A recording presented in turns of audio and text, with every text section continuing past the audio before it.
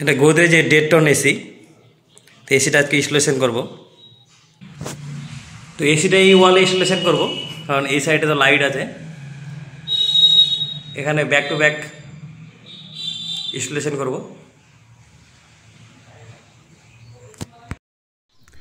Indoor ইউনিটের hanging প্লেটটাকে speed metre দিয়ে মেপে মার্কিং করে নিচ্ছি। সেই মার্কিংয়ে ড্রিল দিয়ে ছিদ্র করব।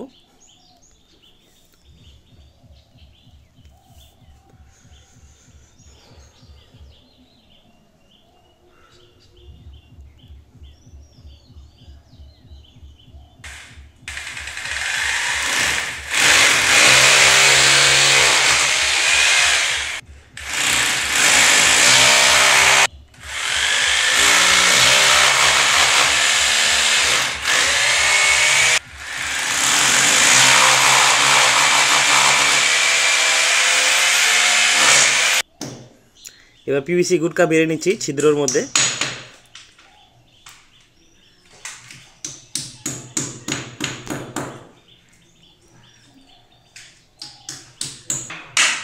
পিভিসি গুটকার বাড়তি অংশগুলো কেটে নিচ্ছি।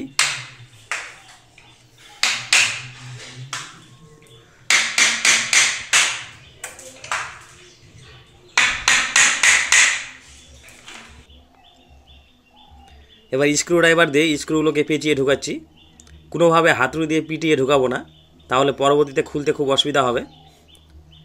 আর পেঁচিয়ে ঢুকালে প্লেটটা বেশ সুন্দর টাইট হবে, আর পরবর্তীতে খুলতে কোনো অসুবিধা হবে না। একটু সময় বেশি লাগলেও কাজটা খুব সুন্দর হবে।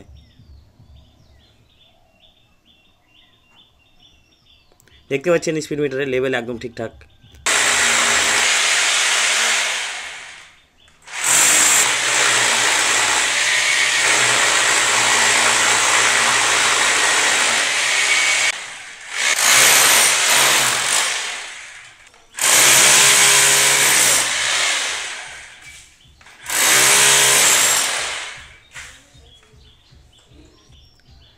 ইনডোর থেকে পাইপগুলো বের করার জন্য হোল করে নিয়েছি 10 ইঞ্চি ওয়াল। আর ফাইনালি দেখতেই পাচ্ছেন। এবার ইনডোর ইউনিটে আউটডোরে যাওয়ার জন্য তারগুলো লাগিয়ে নিচ্ছি।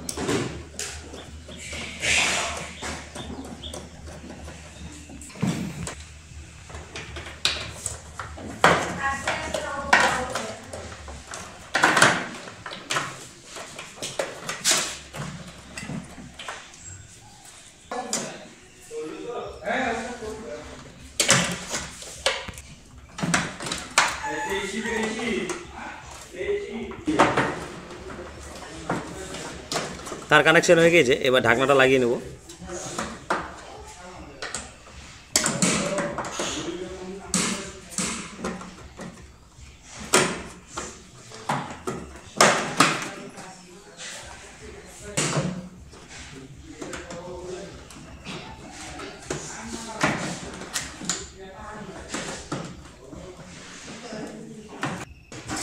এবার ইনডোর ইউনিটটা ওয়ালে হ্যাঙ্গিং করে দিচ্ছি।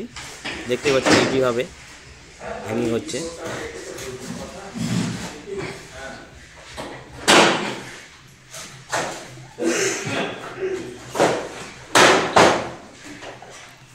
দেখতে পাচ্ছেন হ্যাঙ্গিং হয়ে গেছে।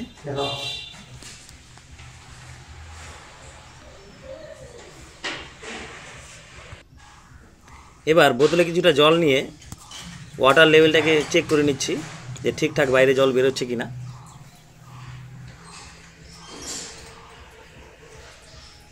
ওয়াটার লেভেলটা আগে চেক করাই সব থেকে ভালো।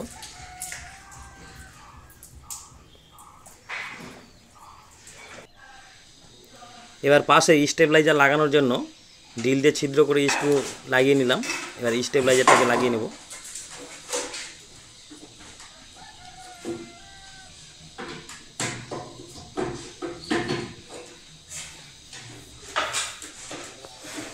এবার ইনডোর ইউনিটের তারগুলো স্টেবিলাইজারে কানেকশন করব।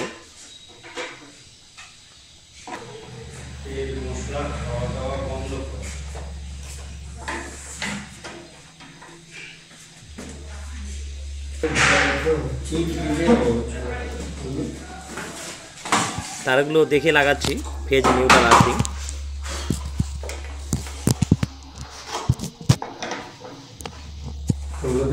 মোটা স্ক্রু দিয়ে দিল।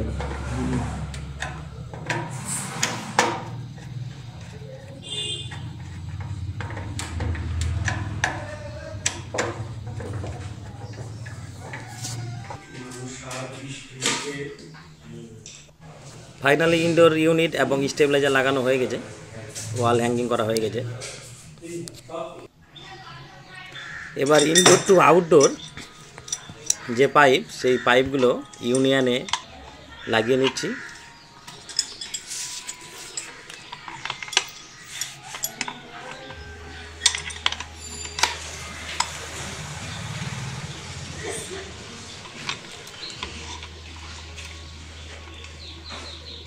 আর এখানে কিছুটা জায়গা র্যাপিং করিনি, কারণ লিকেজ চেক করার পরেই এই জায়গাটা র্যাপিং করব।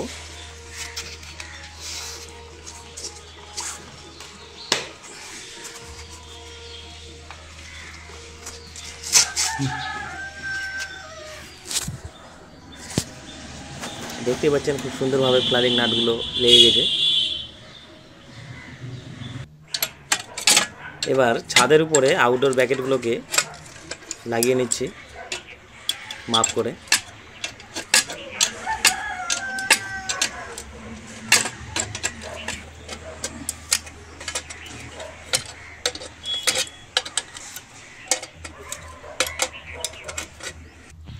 ব্র্যাকেটগুলো লাগানোর পর আউটডোর ইউনিটকে ব্র্যাকেটের উপরে বসিয়ে নিয়েছি এবং নাটগুলোকে টাইট করে নিয়েছি।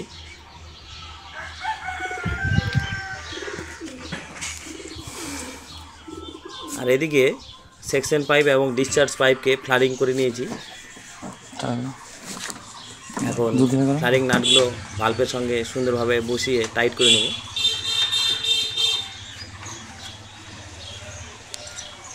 কোম্পানি থেকে 10 ফিট তার ছিল, সেক্ষেত্রে আমার 20 ফিট পাইপ লেগেছে আর 20 ফিট তার, তাই ইলেকট্রিকের হাউস ওয়ারিংয়ের তার লাগিয়ে নিয়েছি 2.5 mm। এই তারগুলো কাস্টমারের বাড়িতে ছিল, তাই এক্সট্রা করে কোনো তার লাগাইনি, সেই তার দিয়েই কানেকশন করেছি। এবং জয়েন্টে আয়রন শোল্ডার দিয়ে শোল্ডারিং করে নিয়েছি, যাতে পরবর্তীতে কোনো লুজ কন্ট্যাক্ট না হয়।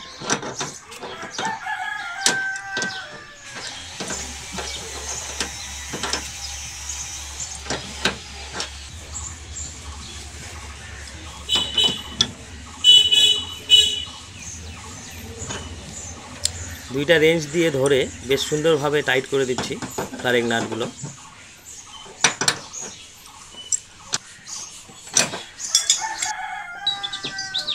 এবার আউটডোর ইউনিটকে ভ্যাকুম করব, তাই পাইপ লাগিয়ে নিয়েছি।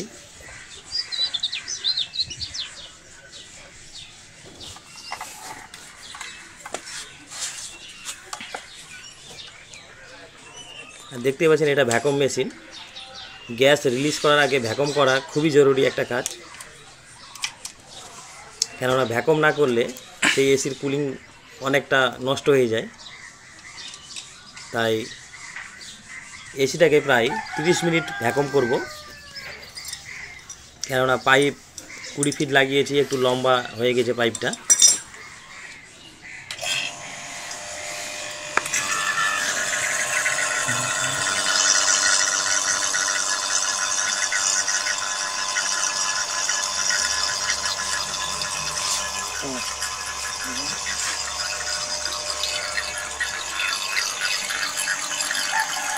আর এদিকে ভ্যাকুম চলাকালীন যে তারগুলো দেখতে পাচ্ছেন ইনডোর থেকে আউটডোর তার, আর কোম্পানি থেকে যে তার এসেছিলো সেই তারের যে থাম্বেলগুলোকে কেটে নিয়ে সেই ইলেকট্রিকের তারের সঙ্গে আয়রন শোল্ডারিং করে দিলাম।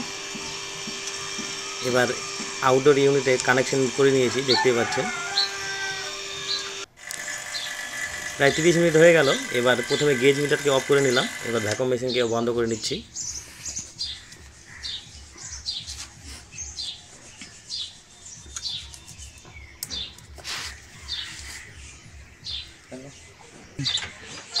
এলকির মাধ্যমে ডিসচার্জ ভালভ ওপেন করে কিছুটা গ্যাস রিলিজ করে নিচ্ছি লিকেজ চেক করার জন্য। পুরো গ্যাসটা রিলিজ করার আগে লিকেজটাকে চেক করব, তাই শ্যাম্পু জল নিয়ে নিয়েছি, ফেনা করে নিয়েছি। এবার যতগুলো জয়েন্ট আছে সেই জয়েন্টে ফেনা জল দিয়ে লিকেজটাকে চেক করছি। কোথাও লিকেজ থাকলে সেই লিকেজটা বন্ধ করার পরেই পুরো গ্যাসটা রিলিজ করব।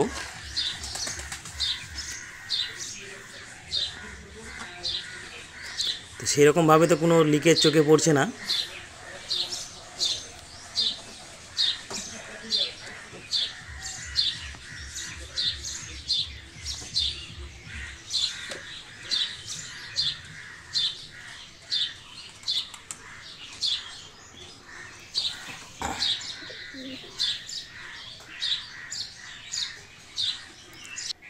এবার ইনডোর ইউনিটের যে ইউনিয়ন আছে সেখানে লিকেজটাকে চেক করে নিচ্ছি আবারও, কেননা লিকেজ চেক করা খুবই একটা গুরুত্বপূর্ণ কাজ। লিকেজ কোথাও যদি থেকে যায় ছোটোখাটো, তাহলে পরবর্তীতে সম্পূর্ণ গ্যাস বাইরে বের হয়ে যাবে এবং এসিটা কুলিং করা বন্ধ করে দেবে। এবার এসিতে পাওয়ার দিয়ে দিয়েছি, দেখতে পাচ্ছেন স্টেবিলাইজার অন হয়ে গেছে এবং ইনডোর ইউনিটও অন হয়ে গেছে। এবার রিমোটে অন করব।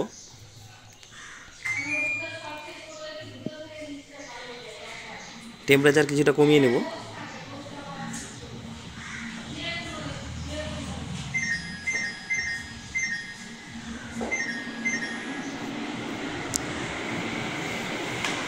আঠেরো ডিগ্রিতে সিলেক্ট করেছি। এবার আউটডোরে গিয়ে গ্যাসটা রিলিজ করব। দেখতে পাচ্ছেন আউটডোর অন হয়ে গেছে এবং ব্যাক প্রেসারও দেখাচ্ছে গেজ মিটারে। যখনই আমি গ্যাসগুলোকে রিলিজ করব অটোমেটিকই ব্যাক প্রেসার বেড়ে যাবে। তো প্রথমে সেকশন পাইপের ভালভকে ওপেন করছি।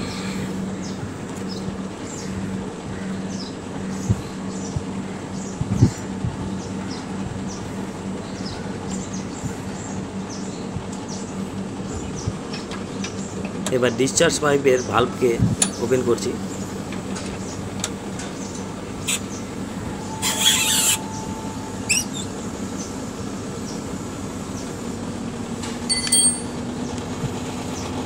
ডিসচার্জ পাইপ এবং সেকশন পাইপ ঠান্ডা হচ্ছে।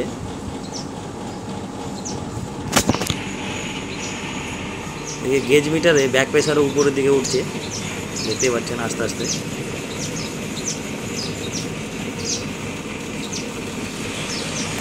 এসি ইনস্টলেশন প্রায় আমার শেষ। ভালো লাগলে চ্যানেলটিকে সাবস্ক্রাইব করবেন।